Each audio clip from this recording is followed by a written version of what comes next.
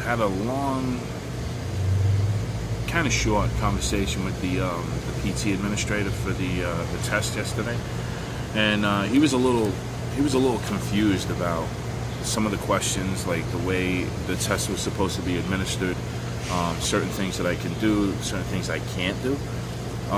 So instead of like really double checking, he just went ahead and gave me zeros. Like, oh, he can't do it. He couldn't possibly walk 12 feet.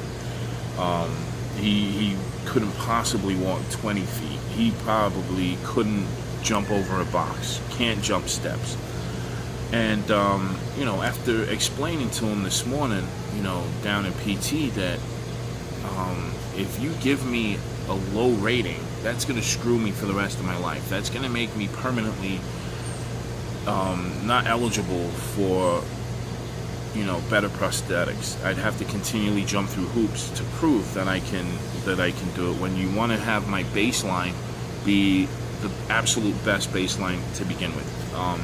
If my baseline is good and I'm able to achieve from the jump, then everything else is just so much easier, so much better, and it makes my prosthetist, not prostitute, it makes Jerry's life easier in building the prosthetic limb, because not for nothing, I don't want to turn around and tell this guy, hey, they screwed me, make me a plastic leg, something out of Legos. So anyway, Andre, the Polish PT guy, knew whatever, I really don't care where he's from, but it's just as long as he administers the test correctly. He rated me as a K1. So a K1 basically means that, like, I'm the type of person that would just get up, have somebody else put my prosthetic on, and then assist me in getting into a wheelchair, and that's where I'm going to stay in front of the TV for the rest of the day till I go to bed. That's not me. It wasn't me before I got hurt, and it's not going to be me after.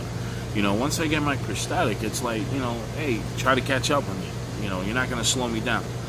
So after some explaining to him and him just telling me I have no time and walking away, I was really pissed off. And then, I messaged Mel, and then, thank you, Mel. I love you. You kept me calm. I went back when he came up to my room, this afternoon to talk to me about it. I had a whole different approach. I went at it with, the information approach, not the I'm pissed off and I'm going to bury my foot in your ass approach. It was, listen, this is what the K1 rating gives me. K1 ruins me for the rest of my life. It makes me look as though I'm not going to be able to try, or as if I won't try. Can I please have a retest? So I had messaged, I'd emailed Jerry, the guy, the leg guy, and the technician, or whatever you call it. And he must have emailed, the head of PT and said, listen, get this guy some decent help. So he came up to re-administer the test, and I explained to him what the whole K rating was, and don't shaft me. So basically, I went from yesterday's test, which I thought I had done really, really well considering, but he had held back on what many of the questions were that I was supposed to have shown him that I can do. I went from a 12 out of 45, which gave me a K1 rating, to today.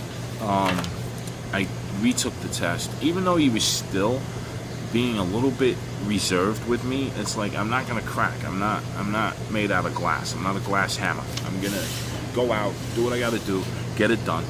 And I wound up getting a 30 out of 45, which gave me an automatic K3 rating, which K3 means basically I'm going to go back to I'm actually going to be able to outperform the prosthetic in general life.